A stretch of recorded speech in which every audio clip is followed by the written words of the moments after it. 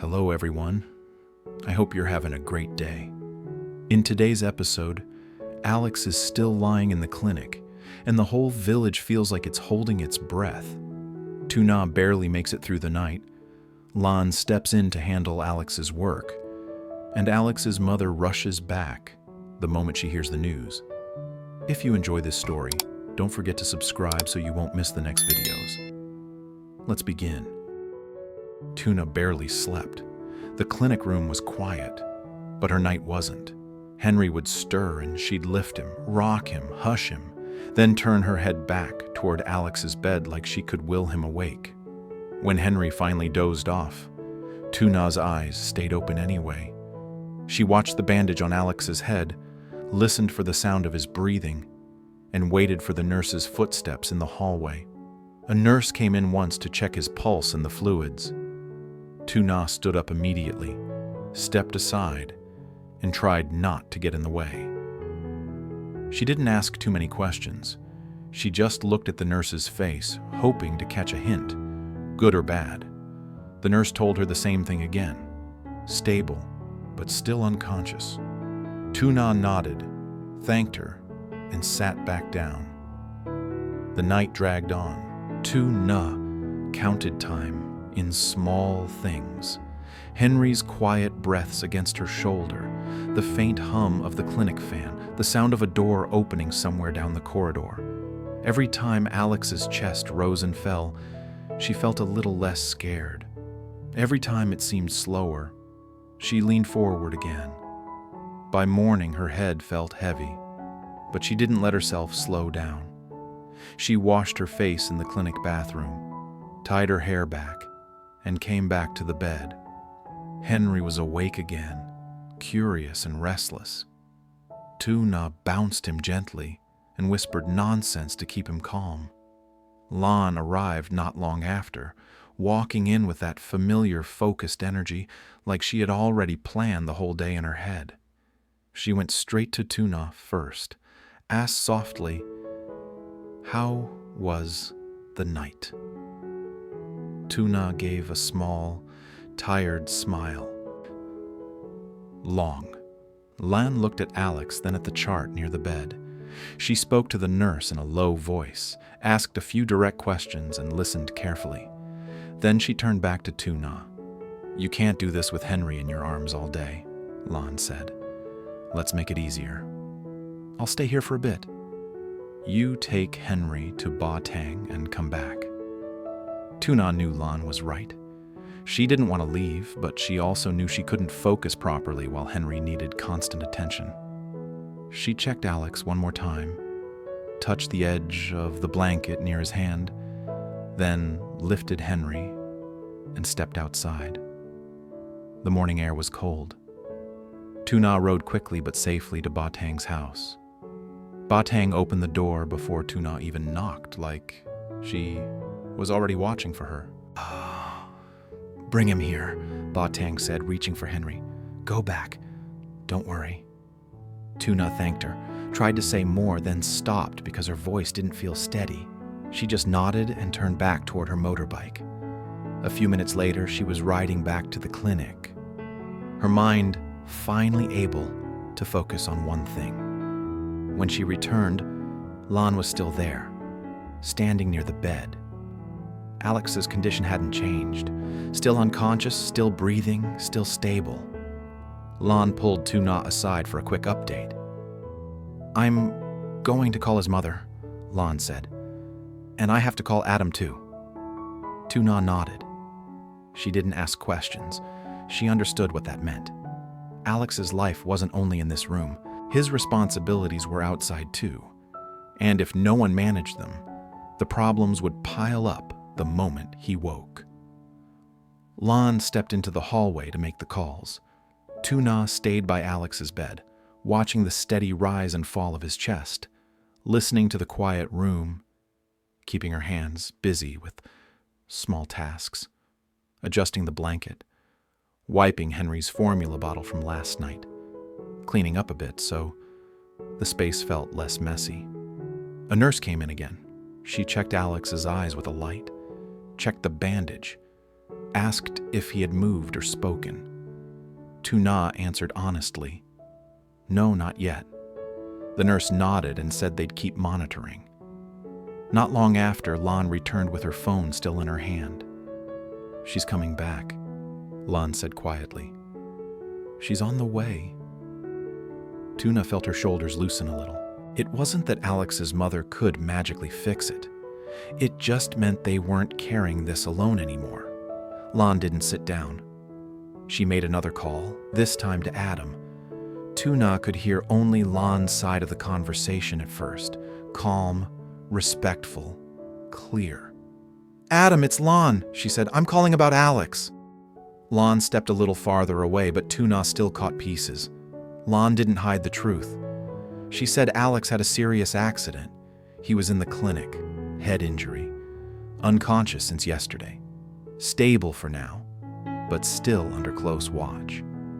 Lan asked for flexibility, not in a vague way, but in practical terms. Delay the tight deadlines, adjust the schedule, split the checks into phases, keep daily updates so Adam wouldn't be left in the dark. She promised the quality wouldn't be ignored. She promised they wouldn't rush and ruin the product just to meet a date. Lan listened for a while, nodding, then spoke again. "Thank you, I appreciate that." When she ended the call, Tu Na asked, "How did he take it?" Lan gave a small exhale. "He was worried. He said he trusts Alex. He'll give us room. He also asked if he can visit." Tu Na blinked. "Visit here?" Lan nodded. "Just to see him for a moment. I told him we'll check with the doctor first." Tu Na didn't know what to say. Part of her felt relieved. Support meant less pressure later. Another part of her didn't like the idea of strangers around Alex right now. But Adam wasn't a stranger in the same way. He was someone Alex respected. Lan's phone buzzed again with messages from work. She looked at them, then pocketed the phone.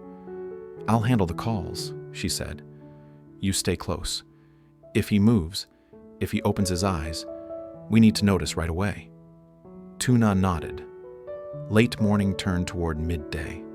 The clinic room felt warmer as the sun rose. Nurses came and went. Each time the door opened, Tu Na looked up. Each time it closed, she looked back at Alex. Then footsteps in the hallway changed. Faster, more certain. Lan stepped in first, and behind her was Alex's mother. She looked tired from the road, but she walked straight to the bed. She didn't stop at the doorway. She didn't stand around searching for words. She simply went to her son and reached for his hand. Tu Na stood up immediately and stepped aside to give her space. Alex's mother looked at the bandage, looked at Alex's face, then looked at Tu Na. "Thank you," she said, simple and direct. Then she turned her attention back to Alex. Lan spoke quietly to her, filling in the key details. Tu Na didn't interrupt. She just stayed close enough to help if needed. For the first time since the accident, the room felt less fragile. Not because the danger was gone, but because there were more steady people holding it together. And Alex still hadn't opened his eyes yet. By the afternoon, the clinic had its own rhythm. The nurses checked in, wrote notes, adjusted the fluids, then moved on to the next room. Outside, motorbikes came and went. Inside, time felt slower. Alex's mother stayed by the bed. She didn't talk much. She mostly watched, held his hand now and then, and asked short questions when a nurse passed by. When the doctor came in, she stood up immediately. "Any change?" she asked. The doctor checked Alex's eyes again, listened to his breathing, then said, "He's stable.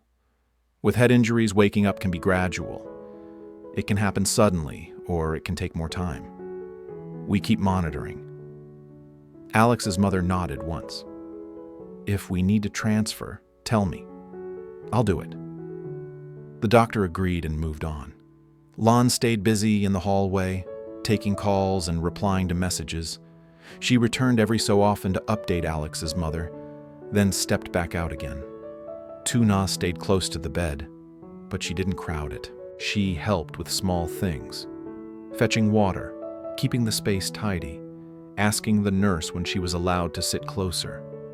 Sometime after lunch, Lon came in and spoke quietly to Tu Na and Alex's mother.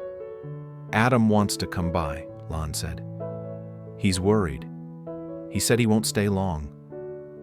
Alex's mother looked up. "Will the doctor allow it?" Lon nodded. "I asked.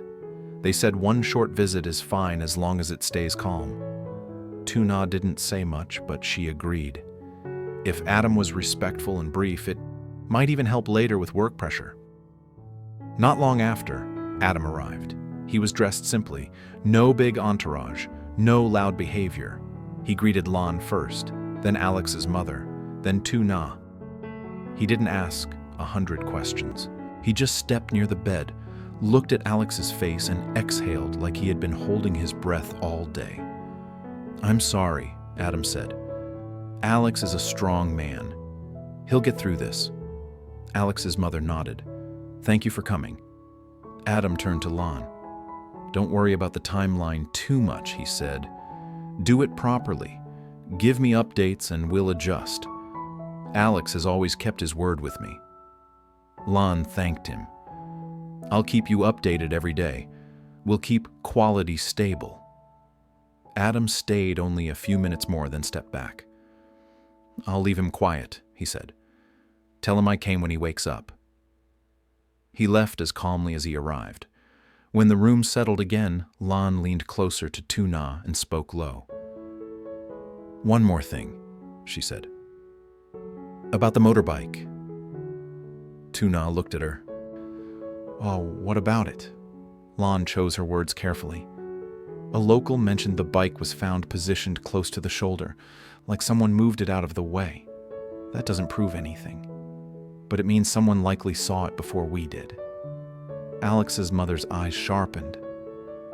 "So, someone was there?" "Maybe," Lon said. "Or someone passed by later and pushed it aside without reporting. It's not clear." Tu Na didn't jump to conclusions. "Did anyone say they saw him fall?" "No," Lon replied. "Just that detail. I told a local to ask around quietly. That's all for now." Alex's mother nodded slowly. "We won't talk too much until we know." The afternoon continued. Alex's breathing stayed steady. His fingers twitched once, so slightly that Tu Na wasn't sure if she imagined it. She leaned in closer, watching his hand on the blanket. Then it happened again. Another small movement. This time Lon saw it too. Lon stepped out and called a nurse. The nurse came in, checked Alex's pulse, checked his eyes, and watched his breathing. "He's reacting," the nurse said. "That's good. Keep the room quiet." Alex's mother moved closer to the bed and spoke softly. "Alex," she said, "it's Mom. Can you hear me?" Tu Na stood on the other side, not speaking yet, just watching his face. A few minutes passed. Then Alex's eyelids fluttered. At first it looked like a reflex. Then the lids lifted a little more, and his eyes opened, slowly, unfocused, like he was waking from a deep, heavy sleep. Lan leaned in. "Alex," she said gently, you're at the clinic." Alex's eyes drifted, scanning the room without understanding. Then they landed on his mother. His gaze steadied. He stared for a moment. Then his face shifted slightly, like recognition. His lips moved as if he wanted to speak, but nothing clear came out. Alex's mother squeezed his hand. "I'm here," she said. "Don't try to talk. Just stay awake." Alex blinked again, slow and heavy. Then his eyes moved toward Tu Na.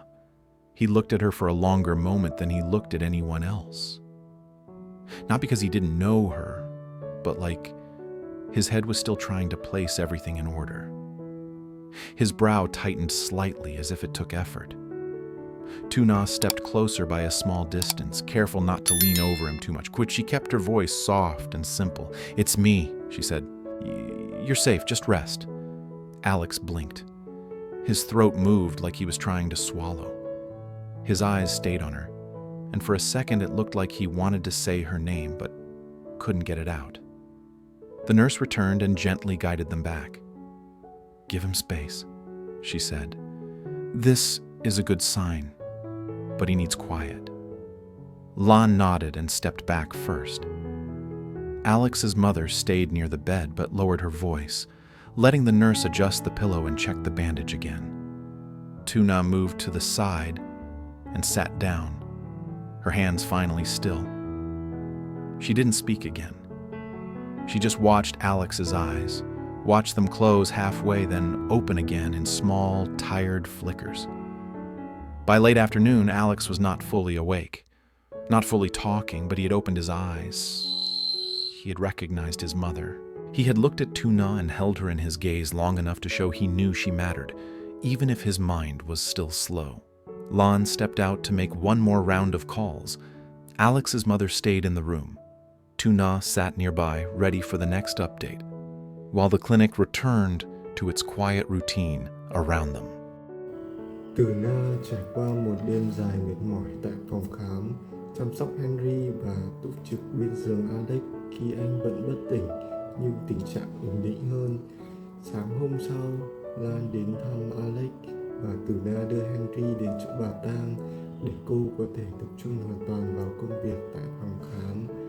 Lan gọi điện cho mẹ của Alex và lập tức trở về rồi liên lạc với Adam để giải thích tình trạng của Alex và yêu cầu thời hạn linh hoạt hơn.